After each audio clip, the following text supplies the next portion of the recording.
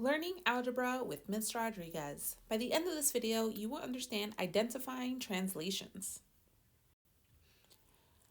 So in order to identify translation, first we have to understand what a parent function is.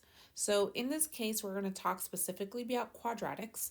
So quadratics parent function is f of x equals x squared. So this is the starting point of every quadratic, and all other quadratic graphs are merely transformations of this one graph. And by transformations, I basically mean we're taking this same image and we're moving it up and down, left or right, we're flipping it over to create a reflection, or we're stretching or shrinking the U-shaped image. And we can identify these transformations quickly when something is written in vertex form. So the reason vertex form exists is so that it's easy for us to see what is happening without having to go quickly to a graphing calculator to check out what's happening. So in our vertex form, our certain letters are going to give us certain information. So we have three letters that we focus on. We have our A, which is going to be responsible for a flip, stretch, or shrink in the future.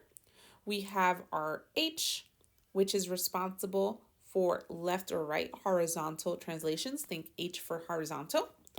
And then we have our K, which is going to be responsible for our vertical translations. So the key is to be able to look at a equation and identify the H value. If the H is a positive, this is going to mean that the graph moves right. And if the H is negative, this is going to mean that the graph moves left. Now, in our example,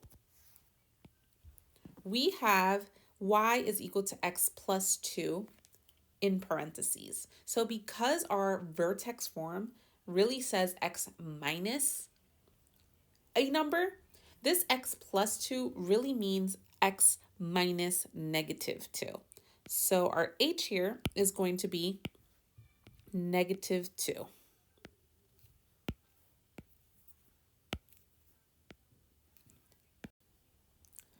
So because it's a negative 2, this is going to mean that we shifted left from the origin 2 units. We can also see this in our picture. We started with our parent function, which was in blue, and we shifted left 2 units. And that is why the equation is x plus 2. We are shifting left, but that minus negative really does the opposite. So x minus 2 really means that this 2 is positive, that minus is coming from the equation. So because our h is positive 2, this is going to mean that we shifted right, because positive numbers for h is going to mean a right shift 2 units in this example. So we went from our blue function and we shifted to the right 2 units to get our green parabola. So our vertical shifts are happening with k. If k is positive, the graph moves up, and if k is negative, the graph moves down.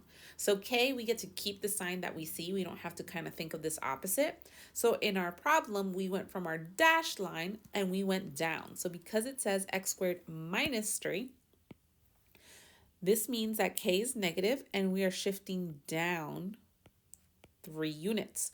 Whereas in my other example, we have x squared plus 3. So this is a positive 3, meaning we go up 3 units. So the sign really tells you the direction, whereas a number tells you the amount or the number of units you are moving. Thank you for watching. If you found this helpful, don't forget like, subscribe, and share with fellow educators or students.